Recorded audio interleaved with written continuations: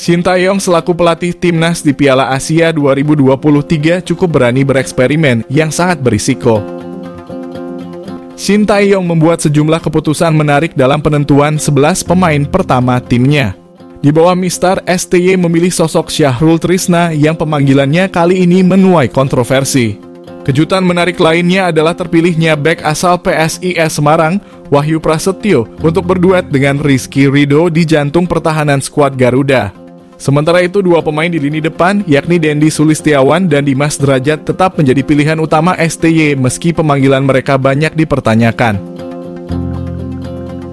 Pertahanan Indonesia pun dibuat cukup kewalahan oleh serangan Libya.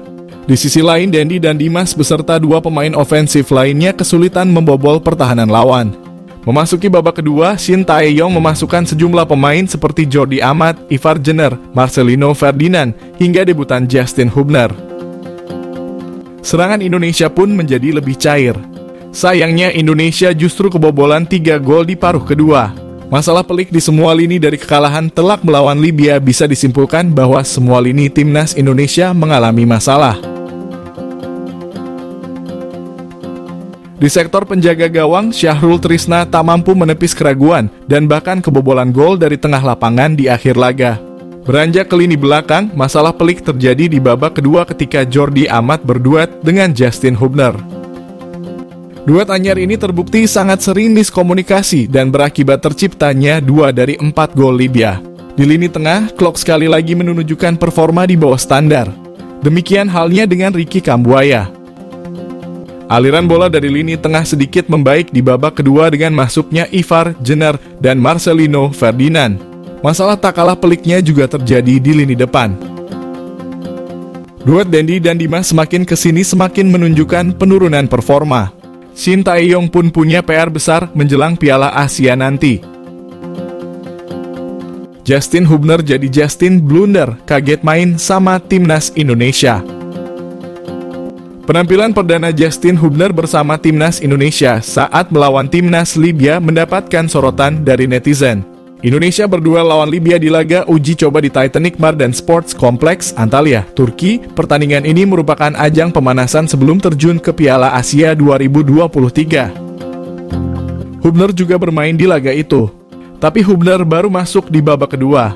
Namun sayangnya ia malah membuat 2 blunder di laga tersebut. Timnas Indonesia akhirnya digulung oleh Libya dengan skor 0-4. Performa Justin Hubner pun menuai banyak reaksi dari netizen. Ada yang merasa kecewa tapi banyak yang memberikan pembelaan pada pemain 20 tahun tersebut. Pelajaran dari kekalahan telak timnas Indonesia lawan Libya. Sang Garuda berjalan sempoyongan menuju medan pertempuran.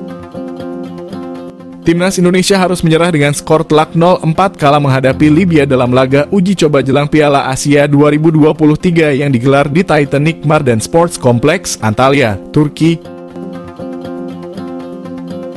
Timnas Indonesia bermain dengan 2 tim yang nyaris berbeda sepenuhnya di babak pertama dan kedua. Tim Garuda pun kebobolan 1 gol di paruh pertama serta 3 gol di paruh kedua. Timnas Indonesia bakal sekali lagi berhadapan dengan Libya di venue yang sama sebelum terbang ke Qatar dan melakoni laga uji coba terakhir versus Iran. Mempertanyakan keefektifan TC di Turki. Banyak nada sumbang mengiringi persiapan Timnas Indonesia menuju Piala Asia. Tak sedikit pihak yang mempertanyakan alasan skuad Garuda memilih untuk menggelar TC di Turki yang sedang dingin-dinginnya. Padahal Indonesia nanti bakal berlaga di Qatar yang iklimnya jauh lebih hangat ketimbang Turki.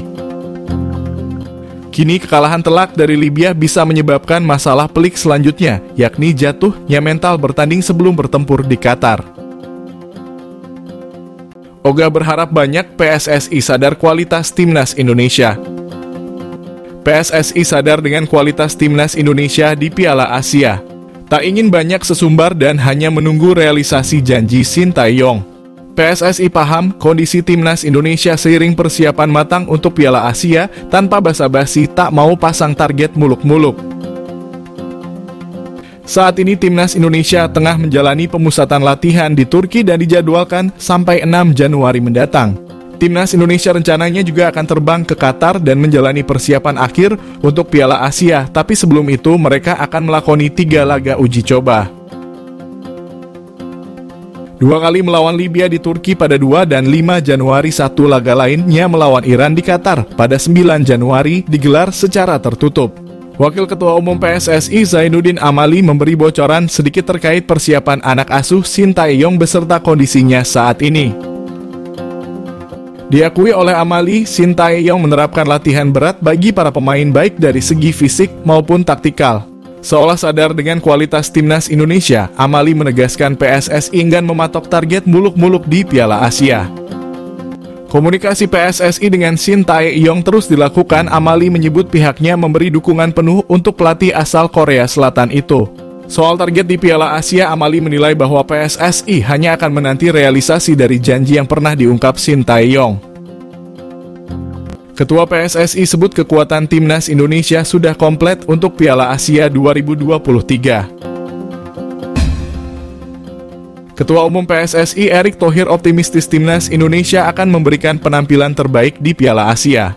Erick yakin dengan bergabungnya 3 pemain naturalisasi, yakni Justin Hubner, Sandy Walsh, dan Elkan Bagot membuat timnas makin kuat.